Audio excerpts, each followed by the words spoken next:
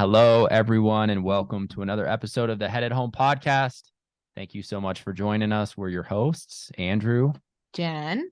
Hi, everyone. Hope you are having a great day. So it is the holiday season. I just want to preface this conversation with I've got all of the lawn ornaments out and they're withstanding the windstorm that we're in right now. So I'm pumped about that. So we have, and probably by the time this episode is posted, the holiday season will be long gone, but we've been having lots of lawn ornaments for the last few years in our yard. And It's just more. You keep adding to it though.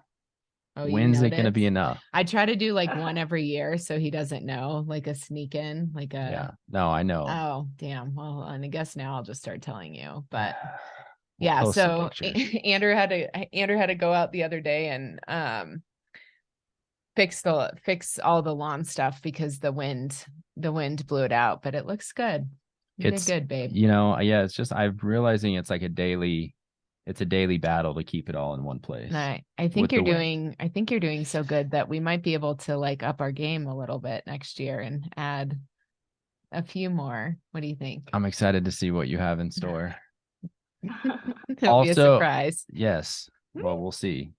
Also excited for this episode. We have a really great guest today, Lorena Zamora.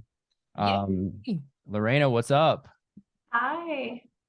Thank you so much for joining us today. I'm going to give a little intro real quick. So, Lorena, she is an experienced real estate agent and has been serving the Denver metro area for over 5 years. She is the co-owner of the boutique real estate firm, Mora Real Estate Co. She's got experience in doing flips, owning rentals, and an Airbnb.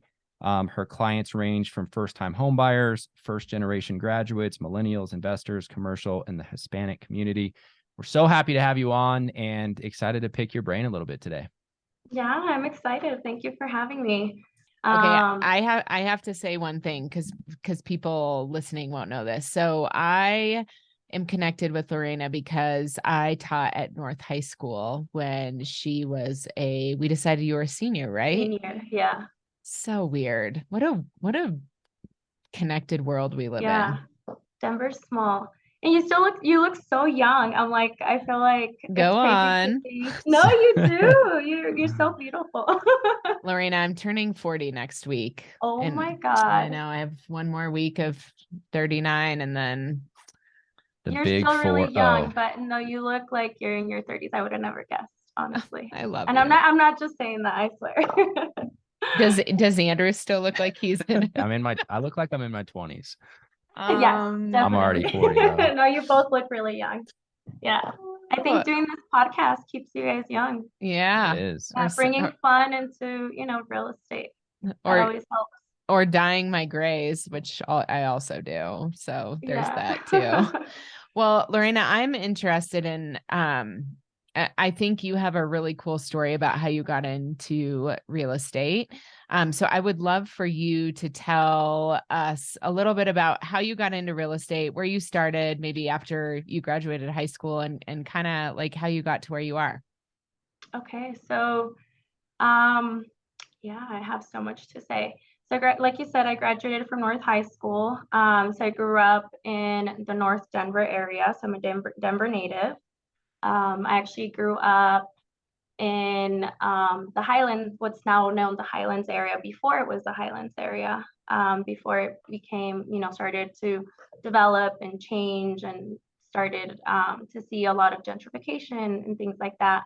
I actually purchased my home now in this area in the Highlands, which is amazing. I feel really excited that I, was able to go full circle, grew up in the area, saw the changes, now get to come back home and, get to enjoy all of the, small coffee shops and, all the cute stuff. It's an awesome area. And the appreciation too, which we can talk more about that. But anyway, so after high school, I went to school to get my social work degree. And all through college, I worked full-time and went to school full-time. I worked in banking. So ever since I was 18, I started working at Wells Fargo, then worked at Bank of the West. And I think I didn't realize that I was going to end up in real estate. But looking back, it's funny how things work out. I started noticing the disparity with my clients and like the financial literacy. I get to see their accounts and seeing people coming in with overdraft fees or just not understanding, simple like debits and credits, and realizing myself, I didn't, they don't teach that stuff in school. They don't teach about credit. I was lucky enough to get my first credit card and start building my credit when I was 18 because I worked at the bank. But even now, I mean, I have clients that are in their 30s, 40s, and have never had a credit card because they don't know about credit. They're afraid of credit. So from there, I started, it started piquing my interest. Like, why don't people know this stuff? Why didn't I know this stuff? Like, why didn't nobody teach me?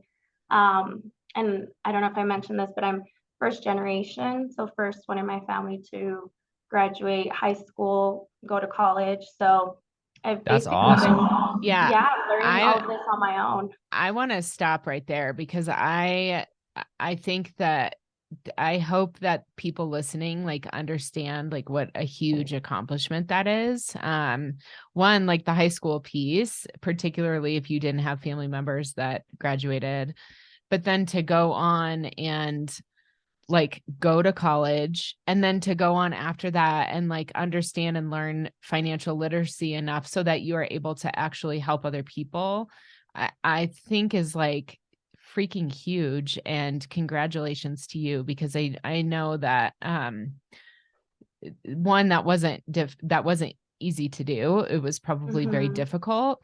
And two, I one thing I just want to ask you about really quickly is like, how was it hard not having people potentially like in your inner circle that had gone through that experience, and like you kind of felt like you were kind of like out on your own figuring it out? Like, was that difficult to not have people that had done that before? Yeah, definitely. So not only am I first generation, but the neighborhood that I grew up in at the time, there was like gang violence. And so I knew more people that had gone to jail, right? I actually didn't know anybody that had ever gone to college, to be completely honest. Wow. Nobody in my family, nobody in my neighborhood. But I knew, gang members and, So why you? That's a good question. I don't know. Maybe I'm meant for something greater.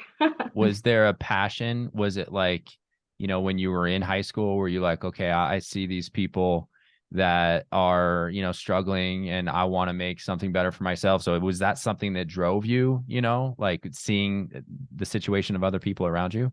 Yeah, knowing that I wanted something better for myself and for my family. Um, I think I always would think to myself, like, there has to be something better than this, like than this life and the cards that, we were given. I think, Jen, you might remember Colorado Uplift. I do. Luckily, I had some great mentors that made a huge difference. So I had a couple mentors there that really helped me with the college process, with applying for scholarships. I actually got a full ride, thankfully. So I don't have any, student debt or anything, which I feel so grateful for. And so having them, even though I didn't have any family, I had a couple of really good mentors that I don't know where my life would be without them, but they really helped maneuver some of that process. One in particular, I remember she even like the things you don't think about, right? When you grow up with your family helping you through these, like milestones, but she helped me even role play for like my interview for Wells Fargo when I was 18. Like I didn't know, the typical question of like, why should we hire you? Like I was like a 17, 18-year-old kid. I didn't even know what questions they were going to ask. And so she did that. She like coached me on how to professionalism, like all of those things, how to write a resume. So luckily I had a few people that were in my corner, but yeah, I wanted more. I was lucky enough to take a few trips with this program. For whoever doesn't know what this program is, they work with inner city kids, and they have like in school and after school programs, mentorship, leadership. And so I got to travel with them actually when I was a sophomore, a junior, and a senior. That's awesome. Yeah. And so I think that's where my passion for travel actually started. I was able, you take this kid from like living in, say, government housing, where all you see is, you know, not the best conditions, or people with maybe not the most open minds. And you go somewhere else to a complete different city, and you just see how big of a world is out there. And I just wanted to see more. And so I'm like, I need to get the hell out of here and go see what else is out there. I think that because Andrew and I have talked about this a lot, because I think one thing I loved about when I was learning about you is like that you really love to travel, and that's something that Andrew and I really like too. For that very reason, I think that when you experience different places, and I would say I didn't travel a ton when I was a kid, and so when I started traveling, it was like the same that you did, like, oh shit, like here's all of these different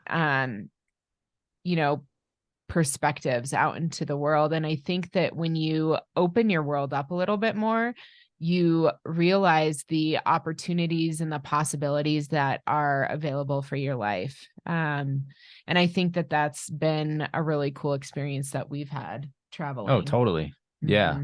Just expands your world. Yeah. And that's great that I'm sure that had a big impact on you. Probably one of the reasons why you were able to, get out of that situation that you were in and try and push for something more.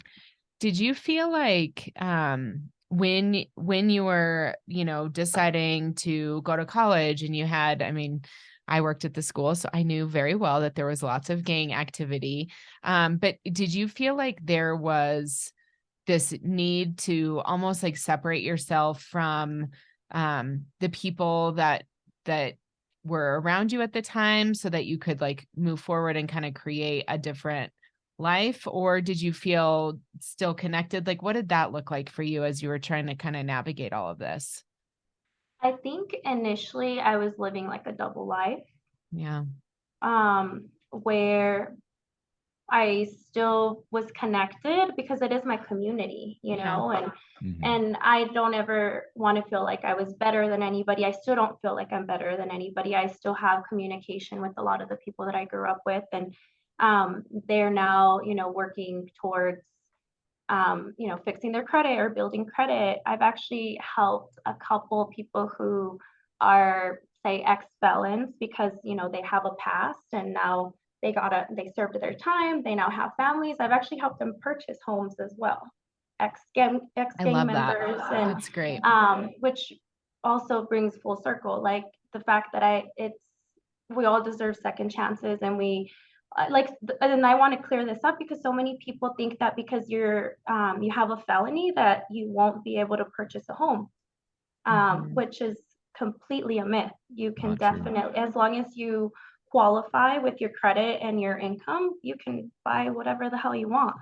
And so I thought that was a beautiful thing. And I think towards the end, I started isolating myself. I think my last year, my senior year, even during like lunchtime, I would just skip lunch and just go to the Future Center. I don't know if you remember the Future Center. I do. Yeah. Just sit there every single day and apply to as many scholarships as I could. I probably applied to like 30 at least. Yeah. I remember I'd be like, okay, do you have any new ones? What do you have today? Because I'm like, I was like, I don't know. I had to figure it out. So that's when you said like kind of you felt like you were living a double life. So but then now it sounds like you've kind of connected them, right? So you're able to still communicate with people from your past, but also in a way that you're helping them. Right. At one point, yes. So when I first left for college, I actually went to a junior college. I stayed in the dorms. I only went for a semester and then ended up transferring to CCD and then went to Metro, came back to Denver. But That's where during I that went. time, where? That's where To I went Metro? too. Yeah. Yeah, nice. Yeah. What are we, road runners? Road Go road runners. runners. Yeah. Road Good runners. old road runners. Yeah. Yeah. Heck yeah. So I think when I was in college is when I started making new friends and just kind of reinvented myself. And I was just focused and it wasn't even intentional. I think I was just so busy with work and school and I didn't live in the same neighborhood anymore. I moved away. And so you just lose contact.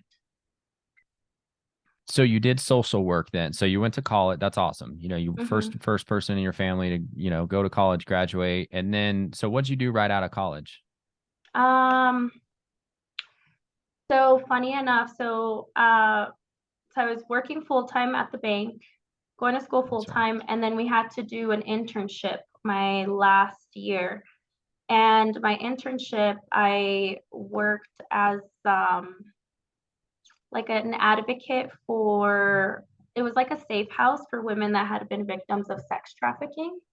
And so it was Oh, wow. really, really heavy work. I learned so much. It really made me grow some tough skin if I didn't already have it.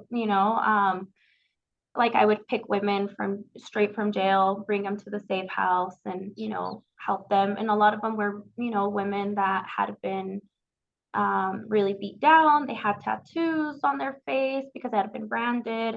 A lot of them were missing teeth and they have a really hard shell, right? You have to think that's their survival mechanism. Mm-hmm. And so then being able to earn their trust and then get through that and then finally get them to work with you and trust you was amazing. So I'm really thankful for social work and all the skills I learned because now I feel like they're very transferable Mm-hmm. with my clients in real estate, which is very different, right? But still dealing with high stress, I Mm-hmm. can Hmm. definitely work with people that are dealing with anything basically. Um, but from there, I got so burned out just from that. I hadn't even started yet. I was getting ready to graduate and I was like, oh my God, I don't know if I'm cut out for this.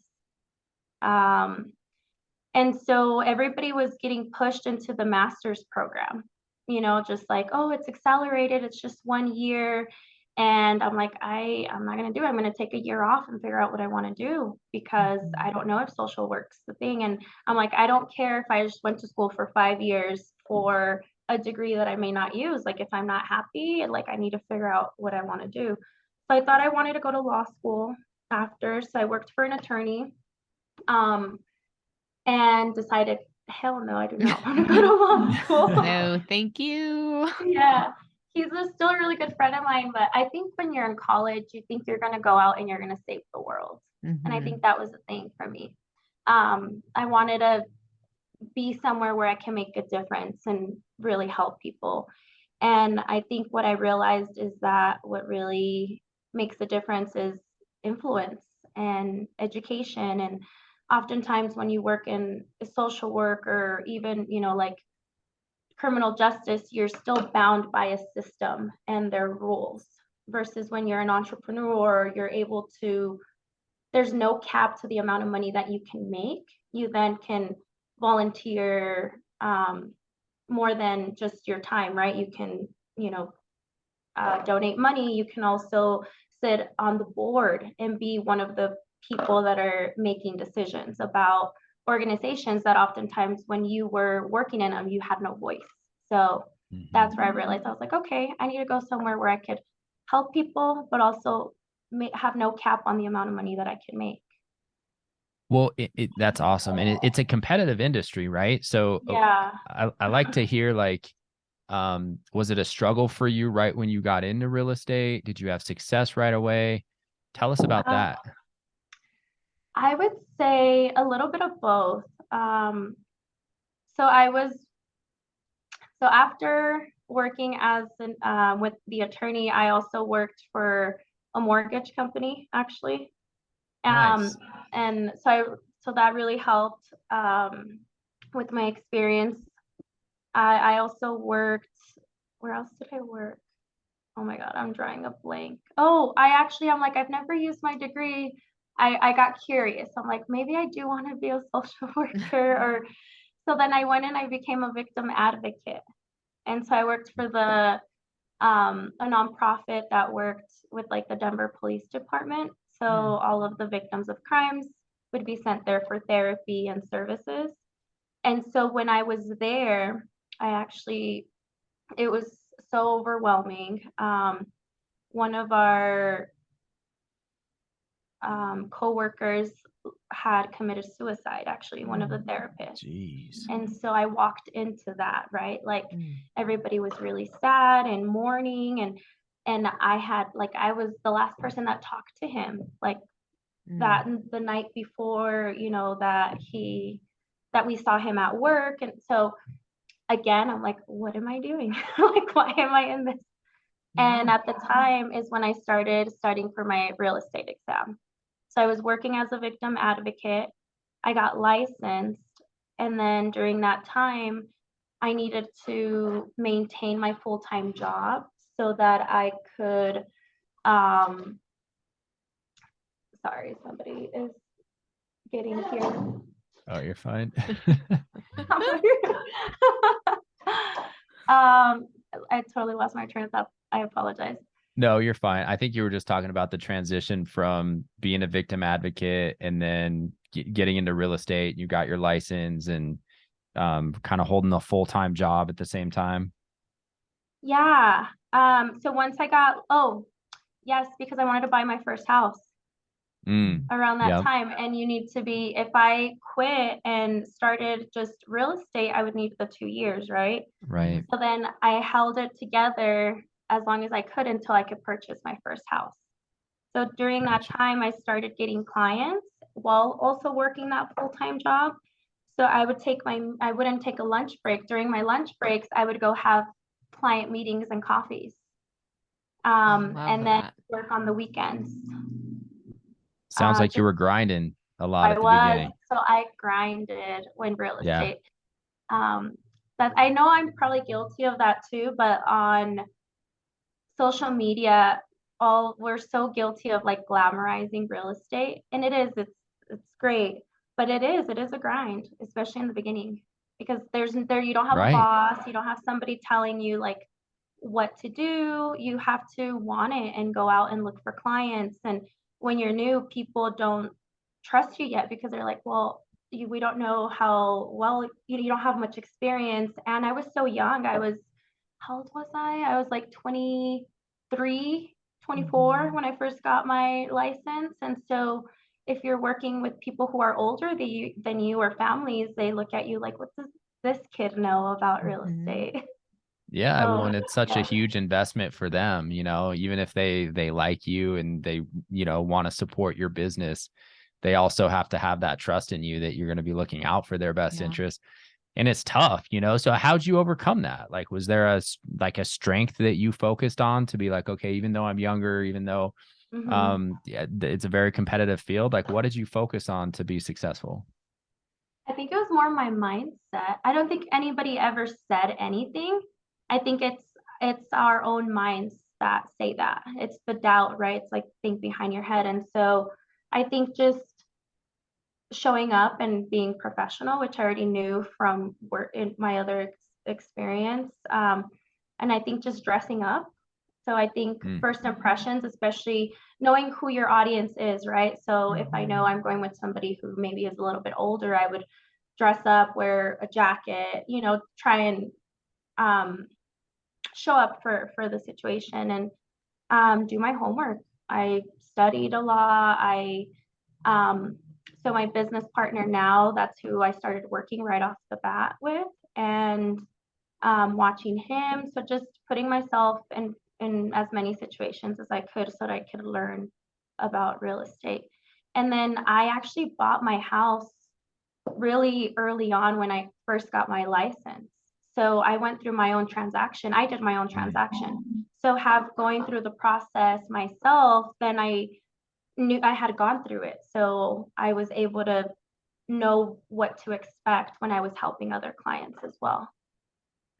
That's awesome. What do you feel like was like the turning point in your career in real estate, you know, like because it sounds like you were you had two jobs for a while, which is pretty typical when someone's like transferring into sales. But where do you feel like was a turning point in your career when you felt like, you know what, like this, I'm going to be doing this full time?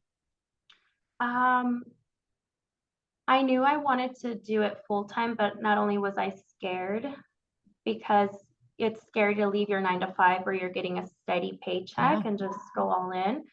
But as soon as I got my house, I think maybe I stayed at my job for a month, maybe 2 after I got my house.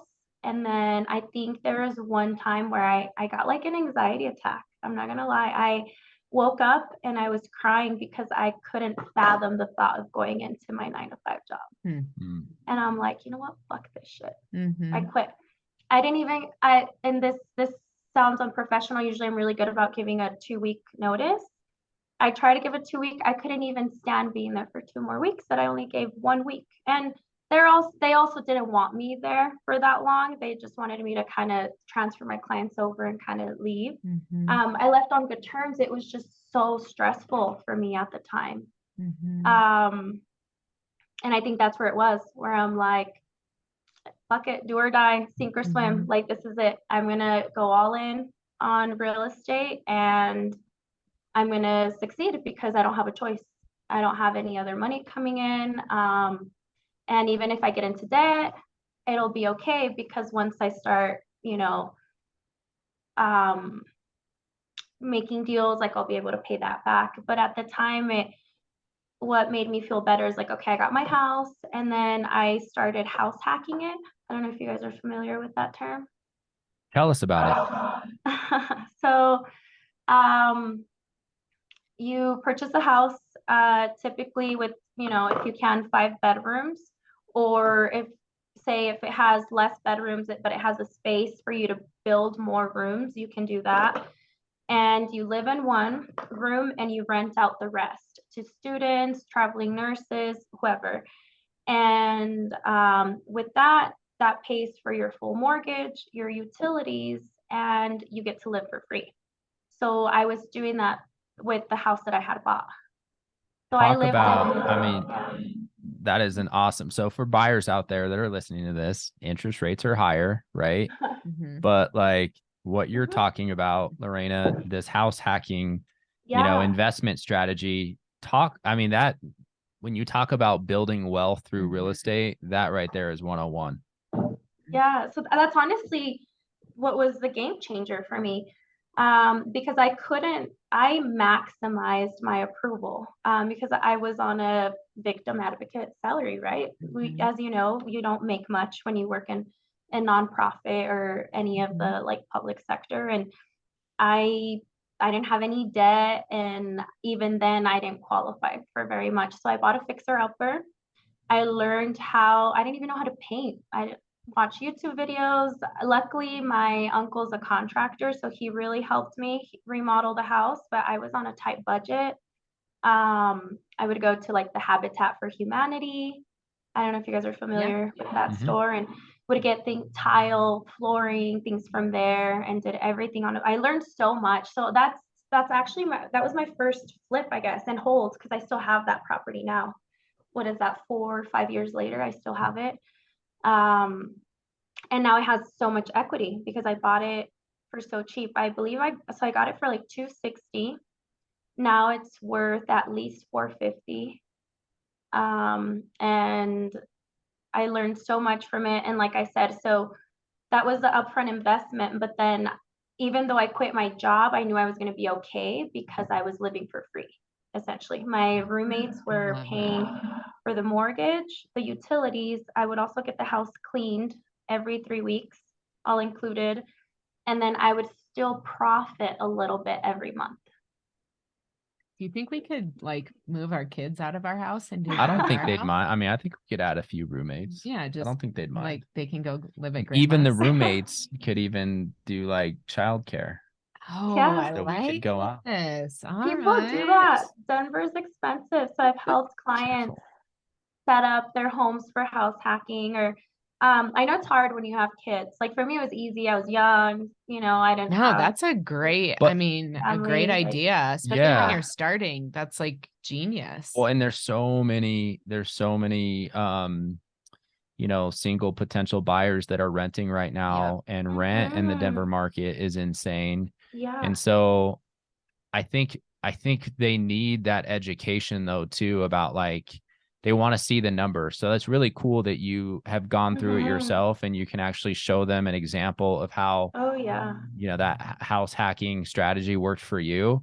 I think if more people knew about it, and so if you're listening to this, you want to learn more, reach out to Lorena, reach out to us. We'll Yeah. put you in touch with her, Mhm. and then, look at some examples to see how, it can really benefit you to purchase a house and then Mhm. have your roommates pay your mortgage. Okay, Yeah. I do want to make sure that we have time to touch on this because this is like the coolest thing ever. So before we were recording, you mentioned, well, one, you love to travel, but you mentioned that next year you are traveling a lot, and Yeah. I want to hear all about it. So tell me what you're doing.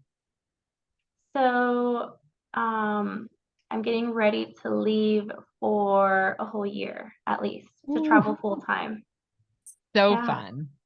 So I am going to start in Southeast Asia. I've always wanted to go to Thailand, Bali, Indonesia, Vietnam, just be there for quite some time and just explore. I travel a lot now, and the longest I've traveled was last year. I took off for 3 months and visited a couple countries in South America, went to Peru and Colombia, and I left my properties and they were just on autopilot. And so Mhm. I'm like, what if I could continue doing this while I travel?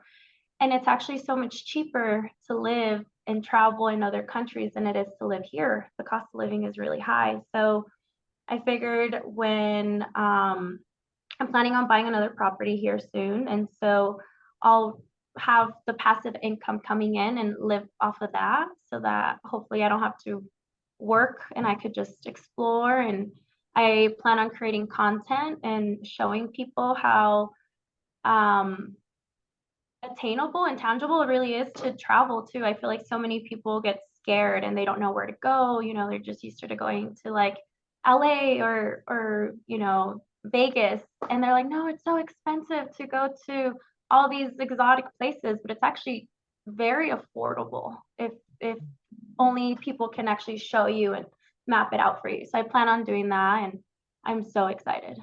So My excited. This sounds gosh. amazing. I'll be tuning Yeah. in. I know. I'm so Uh, okay. Are you going with anyone or are you going by yourself?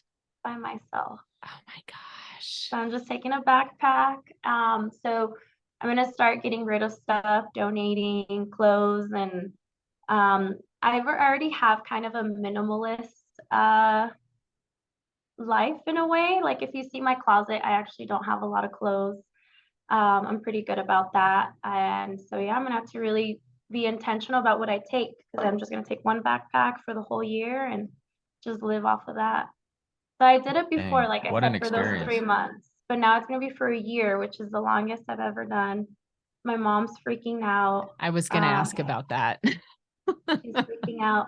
I think the rest of my family don't believe me yet. It hasn't hit them Hmm. because I've been saying that I'm gonna leave forever and I just haven't. So I think they're like, oh yeah, yeah, whatever. Like, and they know I travel here and there and I always come back. So I think that they think that's just what it's gonna be. But I want to make it worthwhile and leave for at least a year. Who knows? Maybe it ends up being two and I never come back, or no, I'll come back. But this will always be home. Yeah. Um, and yeah, I think travel and real estate are like my two passions, like in inspiring others to get out of their comfort zone and that it's attainable. If I could do it, like anybody else can do it. Lorena, that's so freaking cool. And as a former teacher, I know this is, I just like, I'm so proud of you. Like, this is Oh, just thank so you. cool. It's like making me tear up. Yeah. Oh, Sorry, I'm getting emotional in my old I age am and too. in my 40 years of age. No, that sounds really cool. So you're gonna be making content and documenting your journey there, I am, right? yeah. That's awesome. Um, I'm glad you guys said that you like follow my social media and that you enjoy it, but I feel like it's very I don't know. I have no training, nothing. So I plan on teaching myself how to learn more about like marketing and social media. I barely know how to use TikTok. Like, and I'm fairly young. Like, it's the kids nowadays, like it's hard to keep up. So Yeah. while I'm, somewhere on a beach, I'm gonna take some online courses on how to I don't like to use the word influencer because I don't want it to be the cookie cutter, very fake person. I want to bring authenticity to my page and what I'm going to be showing. So yeah, I think you have a cool message though, too, tying it to real estate and how you kind of used real estate as a springboard to even be able to do this. Yeah. So I mentioned earlier before we went on started recording that I've been working towards this goal for the last 5 years. So it's not something that was like overnight. Like I've been wanting to travel. So ever since I graduated high school, I actually thought about joining the Peace Corps so that I could travel.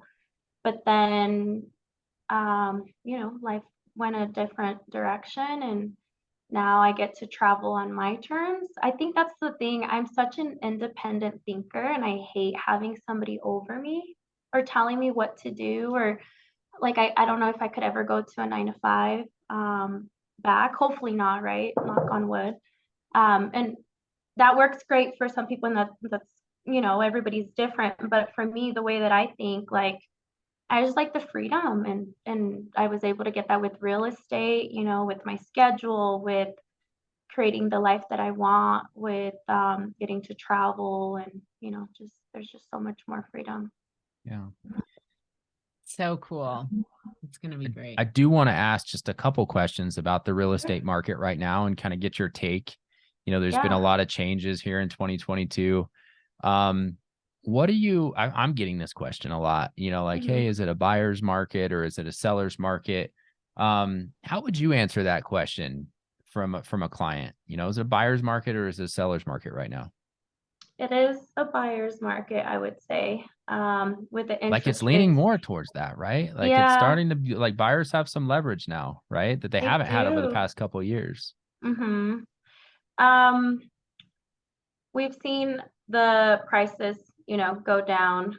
It's stabilizing. I mean, it just wasn't normal what we had before during COVID, those interest rates. I think people are starting to catch on that the rates now that are quote unquote high are actually normal, but they're high compared to how low they were. And how low they were was not normal. And the reason they were so low was because we were trying to prevent the economy from collapsing, right, during COVID. And so now it's stabilizing. Yes, it's making it to where people don't qualify for as much. But like we were talking about, there's so many ways you can get creative, either with house hacking. I know I have clients that buy a house and they turn the basement into like another unit, right? And then has like a separate entrance, or they rent out the basement and then they live upstairs to have that, separation. Or they Airbnb both, or they Airbnb the basement. There's the interest buy down, the 2-1 buy down. So there's so many ways that you can go around the interest being high. But buyers, for once now, in a long time, have so much more leverage than they did before. So it's yeah. I mean, a year ago, it was like in order to even get an offer looked at, let alone accepted, you had to offer way above list price. You had to waive most of your contingencies on the contract. And I think even that changed alone, because home values are still up, but like just the fact that you're protected a little bit within the contract to where, you don't have to waive all of your deadlines. Maybe you could even offer a little bit below list price, or like you mentioned, get seller concessions to buy the interest rate down or cover closing costs. Yeah, I agree. I think it's definitely changed and given some more leverage to buyers recently. Which is really good. The other thing too is now you're seeing the down payment assistance programs come back. So a lot Yeah. of first time buyers who could actually afford to buy right now are having, you know, a lot more options. Whereas before, to be completely honest, like if you had a listing and you had two offers and you see someone who has an FHA loan or down payment assistance, you wouldn't even look at their offer because they have no chance, because you see all these other offers that are offering cash or above asking or making an appraisal difference. I had clients, you know, offering to make 30, 50,000 of an appraisal difference, which is crazy. Versus Insane. now I have clients that were offering 50,000 under list price. So the tables have turned, and I think when it first shifted, a lot of people got really scared because it was a drastic change. And so everything slowed down. But I think now, as people are getting more educated and they realize that there's hope, and that there's so much opportunity, especially during the holidays. Even if the interest rates weren't a thing, when it gets colder, there's always more opportunity for buyers as it is, because not many people want to move during the winter time. Most people move around the spring and summer. So there's so much more that, you know, so much more opportunity at this time. Yeah, I agree. Well, I want to close with a surprise question. Surprise. Okay. For me? Oh, no, okay. not for you. Because I can answer it too. Whatever. Who is the best teacher that you've ever known? I'm just kidding. I'm just kidding. Of course. I'm just kidding. I'm gonna send a little clip to Shirk. Just kidding. Okay. So if you can think of like one personal development book, hopefully, but any book really that really impacted your life the most, what would that be? Or a business book. Or it could be a school textbook. Like a statistics book. Oh God. Just kidding. There's two. Let's see. So I think this one's kind of cliche. Everybody talks about this one, but like the Rich Dad, Poor Dad one. Love that. Yeah, where it just gets you to think differently about money, and instead of saying I can't afford that, but instead saying how can I afford that, so that you're not closing yourself up to potential opportunities. I think that was a really good one to get me to think outside of the box and believe that anything's possible. I just have to find a way to do it. Yeah. There's another one, I think it's called The Millionaire Mindset. And that one actually, I'll double check the name, but that one goes into what's called your money blueprint. And it talks about how you were raised and grew up around money. It determines a lot how you continue to view money unconsciously. So you have to like really analyze that part of you, or else you're going to continue that cycle with your family. And so really digging deep on how you view money and success. And I think that really helped. Sweet. I'm going to throw one more question. If you could visit any, because I know you're traveling for a year, maybe you're about to hit this place, but like if you could go anywhere, you know, like number one on the bucket list, like what would that be? Travel wise. If I could go anywhere.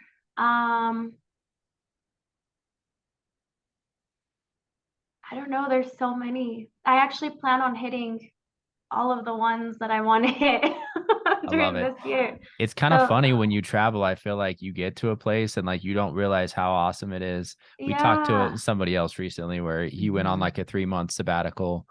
And he said, he was like, when I did my itinerary, he was like, the places I thought would be, you know, the best, like they were good, but he's like, the places that I kind of just wrote off as just thinking that they wouldn't be all that great. He's like, those were my favorite spots. So it's almost like you have to be there, huh? Before you realize it. I already went to a place that I didn't think I would ever get to go to. Where? Where's that? I went to the Amazon rainforest. Yeah. Whoa. Oh, yeah, that'd be so cool. that was amazing. So this I last bet. year, yeah, I was in Peru and did did ayahuasca, did all kinds of Wow. stuff. Like Oh, that sounds that's a whole awesome. nother podcast. Now, did you do ayahuasca like in the rainforest by chance? I 'Cause- didn't actually. I did it in the Andes Mountains in Gotcha. the Sacred Valley. So it was still in Peru, but it was still Wow. beautiful. Oh, I Yeah. bet. Yeah, that is a So, whole nother. Maybe after your travels, or maybe if yeah, there's a way that we can squeeze in a podcast during your travels in let's 2023, do we should do it. that. That would be super Yeah. cool. That's another Oh, thing too. I'm really big into healing, not just like development around business, but also like spiritually and personally, and just, really trying to heal as a person and really learning. Like, that's what I plan on doing too. Like, when I travel, is like not only learning about cultures, but learning about there's so much like ancient medicine and ceremonies that so many other like indigenous people use for healing and tapping into like your subconscious and so much of that. So I want to also document a lot of that. Like ayahuasca was life changing for me, and I know there's so many types of those ceremonies around the world that I actually would love to partake in and document and show people that it's not as scary as they think, and it's tell you about all the taboo things. Right? so Yeah, that's fun. exciting. That's Oh, I super can't cool. wait It's all to- connected though. Yeah. Like it really It really is. is. Like when you mentioned like healing from like a spiritual standpoint, Mhm.